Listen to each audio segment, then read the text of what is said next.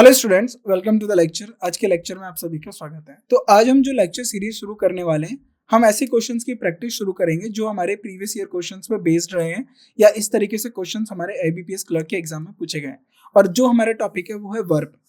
अब आपको मैं बता देता हूँ, वर्ब से शुरू करने से पहले, क्वेश्चन शुरू करने से पहले हमने वर्ब के बारे में थ्योरी पार्ट में वर्ब के कुछ रूल्स कवर किए हैं, राइट। और वर्ब के बारे में और डिटेल में जाना है। तो इस सीरीज को शुरू करने से पहले, यानी प्रीवियस ईयर क्वेश्चंस या उसके जैसे रिलेटेड क्वेश्चंस को करने से पहले आप थोड़ा क्या करिएगा, आप थ्योरी को अच्छे से पढ़िए, समझिए। और अकेले वर्ब नहीं समझना है आपको, वर्ब के साथ एक टेंस को भी समझना है आपको, और इसके बाद सब्जेक्ट वर्ब एग्रीमेंट को भी समझना है, क्योंकि वर्ब का इन दोनों जगह पे खेल है। अब किस तरीके से इन दोनों जगह पे यूज होता है, अब आप वो समझ लीजिए। देखिए, अगर मैं आपको थोड़ा सा बेसिक ब्रीफ इंट्रोडक्शन दे दूं वर्ब का, तो यहां से समझते हैं। जो हमारा सब्जेक्ट या फिर प्रेडिकेट जो पार्ट होता है, राइट, किसी भी सेंटेंस के दो पार्ट होते हैं, एक सब्जेक्ट होता है और प्रेडिकेट होता है, राइट। ये सेंटेंस हो गया, इसका एक पार्ट सब्जेक्ट हो गया और दूसरा पार्ट हो गया इसका प्रेडिकेट। तो सेंटेंस स्ट्रक्चर के अंदर मैंने आपको बताया subject, predicate, subject, verb, object, इस तरीके से होता है। सब्जेक्ट जो होता है वो होता है कर्ता।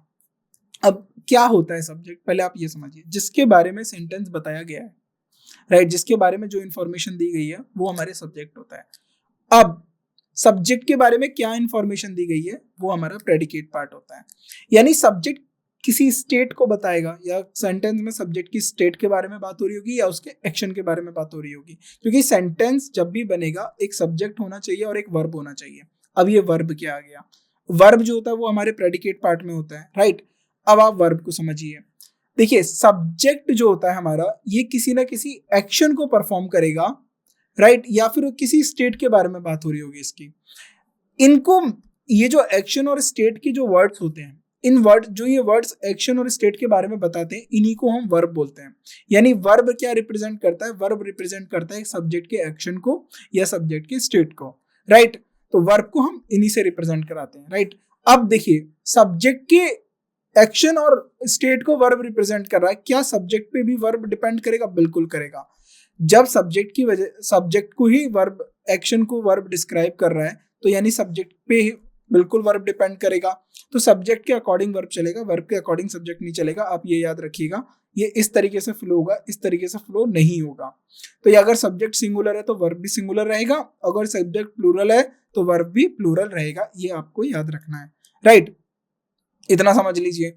अब इसके बाद एक और चीज समझनी है आपको, ये वो क्या है, वो होता है टाइम। अब टाइम क्या है? अब आपको पता है हमने समय को 3 खंडों में बांटा हुआ है, भूतकाल, भविष्यकाल, वर्तमान काल, यानी पास्ट, प्रेजेंट, फ्यूचर। अब पास्ट की बात करें, यानी वो एक्शंस या वो स्टेट जो हो चुकी है, जो किसी सब्जेक्ट ने कर चुका है या उसको टाइम हो गया है। अब प्रेजेंट क्या होता है? ऐसा एक्शन या ऐसी स्टेट जो अभी फिलहाल में, at the moment of time, अगर जिस वक्त हम बात कर रहे हैं उस वक्त है, तो उसको हम प्रेजेंट बोलेंगे। या ऐसा एक्शन या फ्यूचर जो आने वाले टाइम में होगा, यानी अभी का जो प्रेजेंट टाइम है। अगर मैं इस लाइन को देखिए, ये दो लाइन प्रेजेंट को डिवाइड कर रही है, यहाँ पास्ट हो गया और यहाँ फ्यूचर हो गया। यानी कोई एक्शन अगर इस लाइन से पीछे हुआ है, यानी एक्शन या स्टेट, तो वो पास्ट की बात होगी, या फिर वो इस वक्त हो रहा है, वो प्रेजेंट की बात होगी, या होगा ऐसा एक्शन या स्टेट, वो हमारे फ्यूचर की बात होगी। तो टाइम के अकॉर्डिंग एक्शन और स्टेट के बारे में बात हो रही है।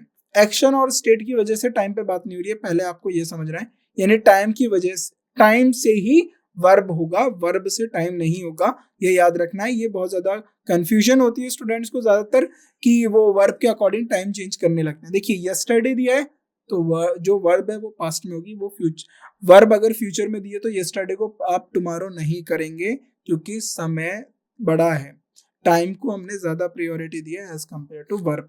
यानी टाइम के अकॉर्डिंग वर्ब होगी। अगर टाइम प्रेजेंट में है तो प्रेजेंट की फॉर्म लगेंगी वर्ब की, अगर पास्ट में है तो पास्ट की फॉर्म लगेंगी, अगर फ्यूचर में है तो फ्यूचर फॉर्म लगेंगी वर्ब की। तो ये दो चीजें याद रख लीजिए। अब वर्ब में खुद में एक डिवीजन होता है। क्या डिवीजन होता है? वर्ब की दो टाइप होती है, एक होती है ट्रांजिटिव वर्ब और एक होता है इनट्रांजिटिव वर्ब।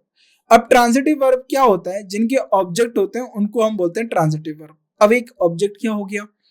देखिए, ऑब्जेक्ट सब्जेक्ट होता तो नाउन है, या नाउन की जगह पे यूज होने वाले वो वर्ड्स जो होते हैं वो हमारे एज अ सब्जेक्ट या ऑब्जेक्ट काम करते हैं। बट ऑब्जेक्ट को समझिए, सब्जेक्ट ने एक एक्शन को किया और उस एक्शन को रिसीव किसने किया, जो उस रिसीव करता है उस एक्शन को, वो हमारा ऑब्जेक्ट होता है।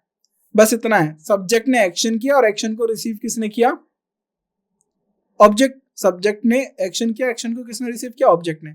सपोज सब्जेक्ट जो क्या है, वो दीवार बना रहा है, तो बनाना क्या हुआ, बनाना हुआ एक्शन, और उससे बनना क्या, दीवार बनी।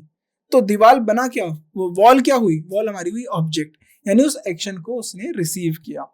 इंट्रांजिटिव वर्ब में कोई ऑब्जेक्ट नहीं होता है, तो आप याद रखेंगे इंट्रांजिटिव वर्ब के अंदर ऑब्जेक्ट नहीं होते हैं, यानी कोई ऐसा एक्शन नहीं होगा जिसको रिसीव करने वाला कोई होगा। तो इंट्रांजिटिव वर्ब में क्या बात होगी, इंट्रांजिटिव वर्ब में स्टेट की बात हो सकती है सब्जेक्ट के, सब्जेक्ट कॉम्प्लीमेंट की बात हो सकती है, या सब्जेक्ट के डिस्क्रिप्शन की बात हो रही होती है। यही 3 कंडीशंस होती है हमारे इंट्रांजिटिव वर्ब में। अब देखिए ट्रांजिटिव वर्ब की 2 और कैटेगरी आ जाती हैं, एक होता है हमारा ड्राई ट्रांजिटिव और एक होता है हमारा मोनो ट्रांजिटिव। डाई ट्रांजिटिव क्या होता है, ऐसे वर्ब जिनके 2 ऑब्जेक्ट होते हैं, राइट, जिसको हम बोलते हैं डायरेक्ट ऑब्जेक्ट और इनडायरेक्ट ऑब्जेक्ट।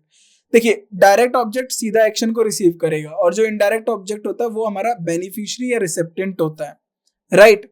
जैसे मान लीजिए सब्जेक्ट ने एक लेटर दिया, अब देखिए सब्जेक्ट ने क्या करा, लेटर दिया, तो देना क्या हो गया, एक एक्शन हो गया। किसको दिया, अपने दोस्त को दिया, तो लेटर ने वो एक्शन रिसीव किया, राइट। और किसको बेनिफिट हुआ या रिसिप्टेंट हुआ, उसका उसका फ्रेंड, सब्जेक्ट का फ्रेंड। तो इस तरीके से डायरेक्ट ऑब्जेक्ट और इनडायरेक्ट ऑब्जेक्ट को हम कैटेगराइज करते हैं। ये थ्योरी पार्ट में मैंने और अच्छे से आपको एक्सप्लेन किया है, तो उसको वहां पर देखिए, क्योंकि अभी हम इसमें क्या करेंगे, क्वेश्चंस प्रैक्टिस करेंगे और उसके साथ हम रूल सीखेंगे। तो शुरुआत करते हैं हम अपने क्वेश्चन नंबर 1 से। As Anuj was familiar with the road to Neeraj house, he lead the way. अब देखिए ये कॉमा लगा के 2 पार्टों में बढ़ गया। As Anuj was familiar, past की बात हो रही है, अनुज फेमिलियर था, कहा किस चीज से फेमिलियर था, रोड से जो नीरज के घर जाता है। ही लीड, अब ये बात किसकी हो रही है, ये देखिए ही लीड द वे, ये प्रेजेंट की बात हो रही है और यहाँ पर पास्ट दिया हुआ है। और अगर आप ऑप्शन देखें तो led the way, led way, leading ways, lead ways, गलत तो है ये, तो यानी नो करेक्शन रिक्वायर्ड तो होगा नहीं, लेट द वे होगा, क्योंकि ये पास्ट की बात कर रहे हैं और सेंटेंस भी हमारा मूल रूप से पास्ट में है, तो A is the right answer. Now question number 2, acquisition of certain specific skills can be facilitated from general awareness, education, exposure या एक्सपोजर टू नोवल सिचुएशन। तो एक्विजिशन का मतलब क्या होता है, ग्रहण करना, कुछ ऐसी सर्टेन स्पेसिफिक स्किल्स को आप ग्रहण कर सकते हो जब आप फैसिलिटेट हो, किससे, जर्नल अवेयरनेस से, एजुकेशन से और एक्सपोजर से। 2 वर्ड होते हैं, एक होता है फैसिलिटेटेड और एक होता है फेलिसिटेट, राइट, फेलिसिटेट। तो आपको इन दोनों के वर्ड की मीनिंग पता होना चाहिए, फैसिलिटेट का मतलब क्या होता है और फेलिसिटेट का मतलब क्या होता है। अगर आपको इनके मीनिंग को पता है तो आपको एरर मिल जाएगा, यहाँ फेलिसिटेट आएगा, नॉट फेलिसिटेटेड। तो can be facilitated with the general awareness और education exposure, education and exposure to the novel situation, C is the right answer. Now question number 3, in our country women have opportunities. देखिए in our country, right, women subject हो गया। अब women हमारा कैसा है, MEN है, plural है, तो हैव सही है, अपॉर्चुनिटीज भी सही है। To rise, to stop in every walk of life, तो क्या हो सकते हैं, टू राइज करेंगे, और to top in every walk of life, तो हर पॉइंट पे ये टॉप कर सकती हैं, राइट। तो इसमें कोई एरर नहीं है, बिल्कुल सही है। रेज का मतलब होता है किसी को उठाया जाता है, और राइज का मतलब जो खुद ब खुद होता है, राइट, तो no error. Now question number 4, if India's demographic transition is to be speeded up, it will have to be by a special process। अगर जो इंडिया का डेमोग्राफिक ट्रांजिशन है उसको अगर स्पीडअप करना है, स्पीडेड अप करना है, तो उसके लिए क्या होगा, स्पेशल प्रोसेस होगा, तो टू बी स्पीडेड अप। तो देखिए स्पीडेड अप का अगर आप फॉर्म देखें, फर्स्ट फॉर्म, सेकेंड फॉर्म, तो इसमें हो जाएगा is to be sped up, right, sped up होगा, right, B is the right answer. Now question number 5, all their efforts were direct to promote harmony among various group of people। अगर देखिए यहाँ पर है वर, ये पैसिव फॉर्म में लिखा गया है, राइट, ये हमारा जो ये कौन सा स्टेट है, ये जो हमारा पैसिव फॉर्म में लिखा गया है, तो all their were efforts were directed होगा, नॉट डायरेक्ट, इट्स डायरेक्टेड। अब ये डायरेक्टेड किसके लिए किस साइड के लिए डायरेक्ट कर गए, किसके टुवर्ड डायरेक्ट कर गए, to promote harmony among various groups of people were directed। Right. तो डायरेक्टेड होगा, डायरेक्टेड जहां भी होगा ये हमारा आंसर हो जाएगा, D part is the right answer. Now question number 6, such inequalities can be founded inherent in the constitutions of other countries also। तो कुछ ऐसी inequalities जो inherent हो सकती हैं या मिल सकती हैं, can be founded in the constitutions of other countries. Constitution का मतलब संविधान की बात हो रही है। तो अगर आप फाउंड वर्ड का फॉर्म देखें, फाइंड, फाउंड, तो ये फाउंडेड कुछ नहीं है, फाउंड होगा, कैन बी फाउंड, राइट। तो यहाँ पर हम देखेंगे, तो यहाँ पर जो हमारा आंसर क्या हो जाएगा इसमें, राइट। तो B is the right answer.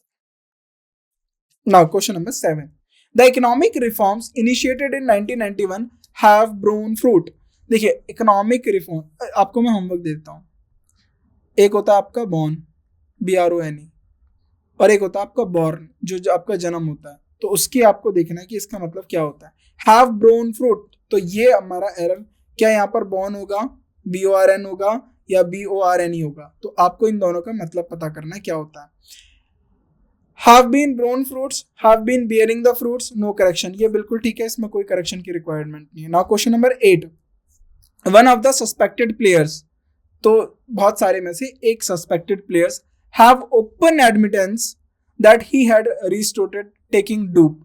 अगर आप यहाँ से देखें, ऑप्शंस देखें, एडमिटेंस होगा या हैज ओपनली एडमिट होगा या फिर आपका यहाँ पर हैज ओपन एडमिटेंस होगा, हैव ओपन। तो यहाँ पर आपको दो एरर दिखेंगे। पहली बात, वन ऑफ, देखिए सस्पेक्टेड प्लेयर्स है, तो ये जो ऑफ है ना, इसका प्रीपोजिशन का ऑब्जेक्ट जो है वो प्लेयर है, लेकिन यहाँ का सब्जेक्ट क्या, वन। तो ऐसे सस्पेक्टेड प्लेयर्स में से वो एक है, तो यहाँ पर हैव तो नहीं होगा, हैज होगा। हैज ओपन एडमिटेंस करा है या फिर that he had to restore the taking dope, यानी वो एडमिटेड किया है, has openly admitted, right, openly admitted. तो हैव वालों तो आप वैसे ही काट दीजिए, तो have openly admitted, right, B is the right answer. Now question number 9, the military has highly sophisticated simulators. देखिए सोफिस्टिकेटेड सिम्युलेटर्स क्या होता है, जिसकी मतलब ऐसे गेम्स, वर्चुअल गेम्स जिनके ऊपर सोल्जर्स या किसी और दूसरे लोगों को ट्रेन किया जाता है, उसको हम बोलते हैं simulators, on which soldiers train. तो यहाँ पर TRAIN है ना, ट्रेन को मतलब वो मत समझ लेना कि ये रेलगाड़ी की बात हो रही है। यहाँ ट्रेन का मतलब होता है कि वर्ब की बात हो रही है, उन्हें तैयार किया जाता है। तो ये ठीक है, ये स्टेटमेंट में कोई रिक्वायरमेंट नहीं है, is the right answer. Now the dinner party hosted, एक होता होस्टेड और एक होता होस्टेड, राइट, दोनों का डिफरेंस पता करना। By the president of the club was cancelled due to some forcing unforeseen problem. तो जो डिनर पार्टी थी जो होस्टेड की जानी थी प्रेसिडेंट ऑफ द क्लब के द्वारा, वो कैंसिल कर दी गई कुछ कंडीशंस या प्रॉब्लम्स की वजह से। तो होस्टेड नहीं होता, पहली बात तो होस्टेड होता है। तो जो करेक्ट वर्ड होगा होस्टेड होगा, D is the right answer, right, D is the right answer. Now next question, now the spectators were spellbound, मंत्रमुग्ध, स्पेलबाउंड का मतलब होता है मंत्रमुग्ध, at the thrilling sight. Spectators का मतलब कौन होता है, ऑडियंस, जो जैसे मैच को देखने जो आते हैं ना, उनको हम बोलते हैं spectators. Were spellbound at the thrilling sight and at the end they could not hold their applause in appreciation. Could not hold their applause का मतलब वो मतलब तालियां रोक नहीं पाए, राइट, उनके अप्रिशिएशन के लिए। तो हेल्ड नहीं होता, विदहेल्ड, इसका जो सही आंसर होगा कुड नॉट विदहेल्ड देयर अप्लॉजेस। तो राइट, तो withhold their applauses, B is the right answer. Now next question, the governor has a good collection of paintings adoring the walls of the Raj Bhavan। तो adoring का मतलब क्या होता है, जो अच्छा लगता है, lovable। तो जो राज भवन की जो दीवारें हैं उनको उनकी सुंदरता बढ़ा रही है, जो वो पेंटिंग्स, ऐसा उनके पास अच्छा कलेक्शन है पेंटिंग्स का। तो the governor has a good collection of paintings, तो गवर्नर के पास क्या है, गुड कलेक्शन ऑफ पेंटिंग्स है। तो यहाँ पर क्या होगा, एडोर।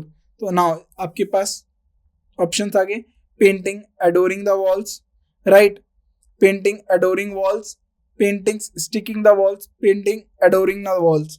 तो अगर आप इसको बात करेंगे तो adorning the walls, right. Adoring का मतलब होता है जो आपको देखें, यू आर लुकिंग एडोर, उसके हिसाब से, बट यहाँ पर पेंटिंग्स एडोर्निंग द वॉल्स होगा, राइट आंसर होगा adorning the walls. Now next question, the problem lay that he was unused to this lifestyle. तो प्रॉब्लम कहाँ पर है? प्रॉब्लम कहाँ अटकी हुई है कि वो इस लाइफस्टाइल से अनयूज्ड था, यानी उसे इस लाइफस्टाइल के बारे में जानकारी नहीं थी। तो यहाँ पर अगर ये जो ले जो वर्ड आया ना, ये एक्चुअली लाई वर्ब के लिए हुआ है, और लाई वर्ब ये पास्ट टेंस की बात हो रही है। तो लाई का अगर मैं V2 फॉर्म लिखूं तो लाई का V2 होता है light. The problem light, problem यहाँ पर है कि वो अनयूज्ड था, तो प्रॉब्लम लाइड होगा। तो इज लाइंग नहीं होगा क्योंकि प्रेजेंट नहीं है, पास्ट की बात है। वॉज लाइंग नहीं होगा, यहाँ ले इन द फैक्ट दैट नहीं होगा, B is the right answer, lied होगा, राइट।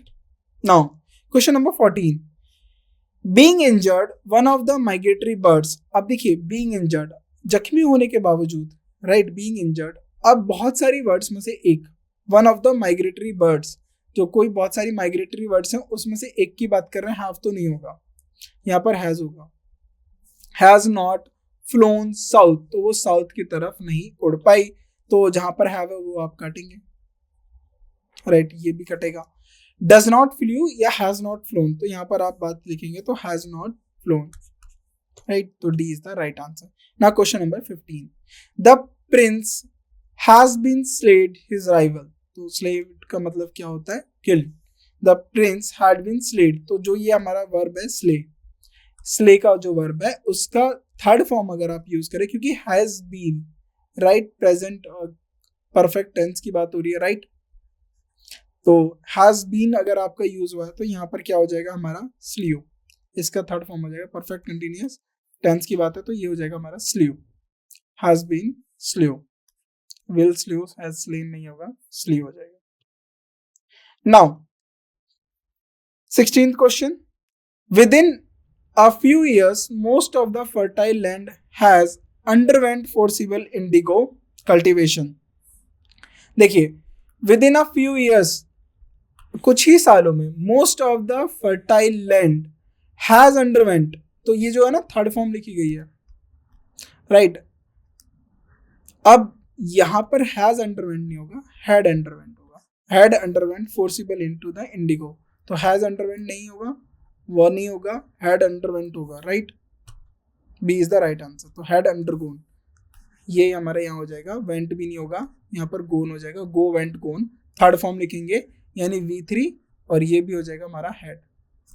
परफेक्ट टेंस की बात हो रही है, past perfect, had undergone. Now next question, I must study my books today as I have to give an examination tomorrow. तो I must study my books, तो वो कह रहा है कि मैं आज तो जरूर अपनी बुक्स पढ़ूंगा। क्यों? एज, बिकॉज, एज यहाँ पर बिकॉज साउंड कर रहा है, राइट। सिंस, कभी कभार हम एज, सिंस, फोर को बिकॉज की तरह यूज कर लेते हैं। I have to give an examination, मुझे एग्जामिनेशन देना टुमारो, तो वो कल की बात कर रहा है अगर आप बोलो। अब देखिए गिव एग्जामिनेशन का मतलब और टेक एग्जामिनेशन का मतलब समझ लीजिए। गिव एन एग्जामिनेशन, ये बहुत आम तौर पे सबसे ज्यादा गलती करते हैं, take an examination. Give an examination का मतलब होता है परीक्षा लेना, और टेक एन एग्जामिनेशन का मतलब होता है परीक्षा देना। तो आप, हम क्या करते हैं, हम परीक्षा देते हैं, राइट। तो आई हैव टू, देखिए as I have to take an examination, right, since I have to give नहीं होगा, गिव नहीं होगा, वो एग्जाम परीक्षा देने जाएगा, इसीलिए उसको बुक पढ़ना है, right. Now question number 18, Poor Tom laid in the shade of tree before he could walk further। तो वो आगे चलने से पहले, राइट, तो कहाँ पर शेड किया उसने? ट्री के नीचे, तो यानी लाए होगा। अगर मैं बात करूँ V1 अगर इसकी फॉर्म हो तो लाए होगा, और इसका V3 होगा तो ले होगा, राइट, तो lay, right, not lain. Now question number 19, even less intelligent students can be succeeded through hard work and perseverance. Perseverance का मतलब होता है कि लगे रहना, नेवर गिव अप करना, राइट। तो जो लेस इंटेलिजेंट स्टूडेंट्स होते हैं ना, वो भी सक्सेस हो जाते हैं। अब देखिए ये तो बहुत कॉमन सी बात है कि अगर आप मेहनत करोगे और आप नेवर गिव अप वाली एटीट्यूड की वाली बात है, आप लगे रहोगे किसी एक चीज को लेकर, तो जाहिर सी बात है सक्सेस तो होना है। तो वही ये बात करी गई है, even less intelligent students can be succeeded through hard work and perseverance. अगर आप इसके ऑप्शंस देखें, getting succession, be success, और get success, be getting succeeded, be getting succeeded, get success नहीं होगा, यहाँ पर वर्ब चाहिए आपको, राइट? तो be getting succeeded, C is the right answer. Now question number 20.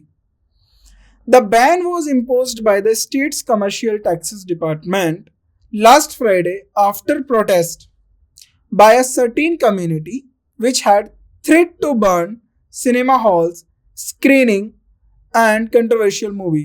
Right? Screening the controversial, कोई controversial movie है, उसके ऊपर कुछ कम्युनिटी ने थ्रेट दे दिया कि सिनेमा हॉल को जला दिया जाएगा, तो धमकी देना, तो थ्रेटन आता है, राइट? इसके लिए जो सही वर्ड होता है ना, थ्रेटन. थ्रेटन का मतलब होता है धमकाना, थ्रेटन, नॉट थ्रेट. थ्रेट का मतलब होता है डर, भय, और थ्रेटन का मतलब होता है धमकी. तो यहाँ पर थ्रेट्स नहीं होगा, थ्रेटेंड होगा. अब थ्रेटन किसके लिए क्या गया है? To burn, right? Threaten to burning, right? तो C is the right answer. The employer wanted to strict balance, तो एम्प्लॉयर क्या चाहता था? एक स्ट्रिक्ट बैलेंस चाहता था between withholding his position and getting into a rapid exchange of opinions. तो strike जो होता है ना यहाँ पर, जो यहाँ वर्ब चाहिए आपको, तो strike a balance, तो वहां क्या चाहिए उसको? strike a balance, right? तो A is the right answer. Now question number 22. The abduction and return of the local leader within 24 hours on Wednesday has left some loose end. Loose का मतलब होता है कुछ खो देना. अब यहाँ एंड अगर जब बात आती है तो यहाँ पर होते हैं लूज एंड, यानी ढीले, कुछ बातें, कुछ एंड जो ढीले रह जाए, कुछ बातें जो ढीली हो जाए. That have been interviewing investigator probing the case. Now तो एरर कहाँ पता करनी है आपको? लेफ्ट सम लूज एंड या लूज इन एंड.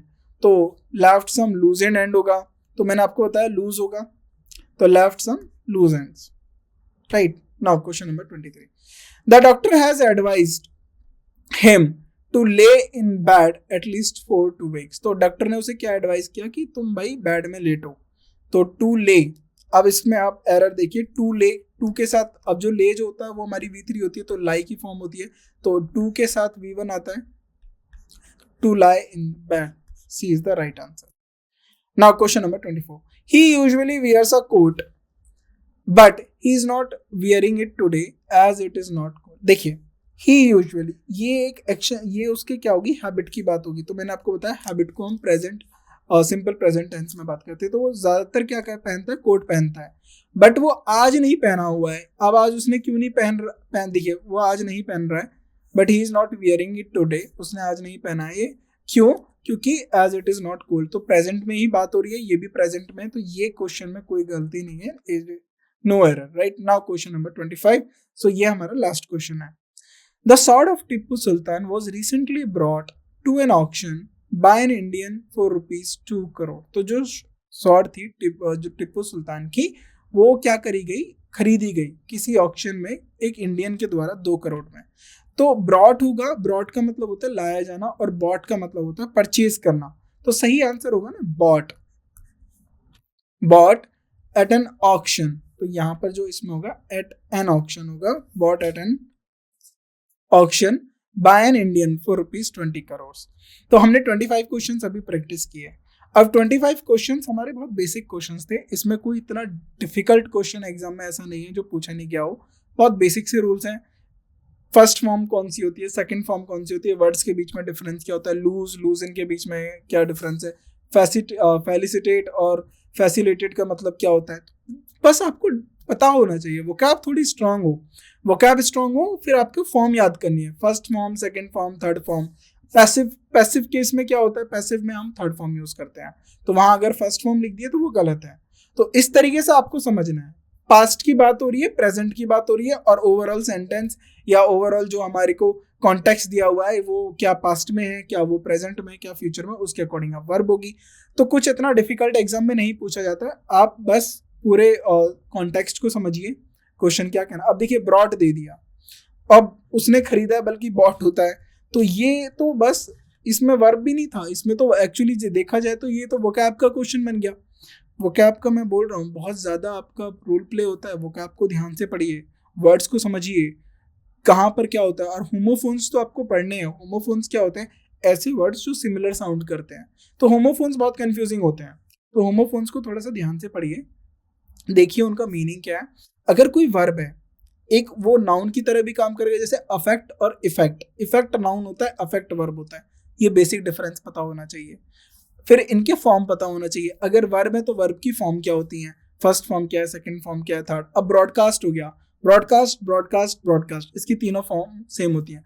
कहीं मैंने लिख दिया ब्रॉडकास्टेड, तो ये एरर हो जाएगा। अब आपको नहीं पता कि ब्रॉडकास्टेड जो होती है वो फॉर्म ही नहीं होती, उसकी ब्रॉडकास्ट की तीनों फॉर्म सेम होती है। तो ये जो बहुत छोटी चीजें होती है ना, एरर यही होती है, और इन्हीं पे बचना है आपको। इसीलिए आपको फॉर्म्स याद करनी है कि फॉर्म्स क्या होती है, कितनी फॉर्म्स, एक वर्ब में 3 फॉर्म्स होती हैं। टू बी क्या हो गया, आईएनजी फॉर्म कहाँ यूज हो गई। अगर आप ये बेसिक सी चीजें याद रखेंगे तो वर्ब कोई ज्यादा डिफिकल्ट नहीं है। और टाइम जरूर देखना, कॉन्टेक्स्ट में टाइम देखिए। अभी ये जो बात हो रही है, पास्ट की बात हो रही है, तो यहाँ पर ब्रिंग कैसे लिख देते, अगर ब्रिंग लिख देते तो गलत फिर भी हो जाता, क्योंकि वॉज रिसेंटली, पास्ट में उसने परचेज किया हुआ है। तो इस तरीके से देखिए आप, राइट। टाइम देखिए, सब्जेक्ट देखिए, वन ऑफ के बाद हैव लग रहा है, हैज लगाइए, क्योंकि वन ऑफ के बाद, उसके बाद जो ऑफ जो भी लिखा जाता है, one of players, one of migratory birds, तो वो सब ऑफ का ऑब्जेक्ट है। और एक ऑब्जेक्ट कभी भी सब्जेक्ट नहीं होता। एक और रूल, ऑब्जेक्ट कभी भी सेम सेंटेंस के अंदर सब्जेक्ट नहीं बनेगा, याद रखिएगा। अगर ऑब्जेक्ट किस किस का होता है, ऑब्जेक्ट वर्ब का होता है और प्रीपोजिशन का होता है। तो अगर कोई प्रीपोजिशन का ऑब्जेक्ट है या वर्ब का ऑब्जेक्ट है, उसको सब्जेक्ट मत बना दीजिएगा, उसके अकॉर्डिंग वर्ब नहीं चलेगी। सब्जेक्ट अकेला होता है, बिल्कुल अकेला। वन ऑफ में वन हमारा क्या बनेगा, सब्जेक्ट बनेगा, राइट। तो ये चीजें आपको ध्यान रखनी है, राइट। तो बाकी की जो हम इसमें बाकी जो क्वेश्चन है वो हम अपनी नेक्स्ट क्लास में बढ़ते हैं। आज की क्लास को हम यही रोकते हैं। Thank you so much.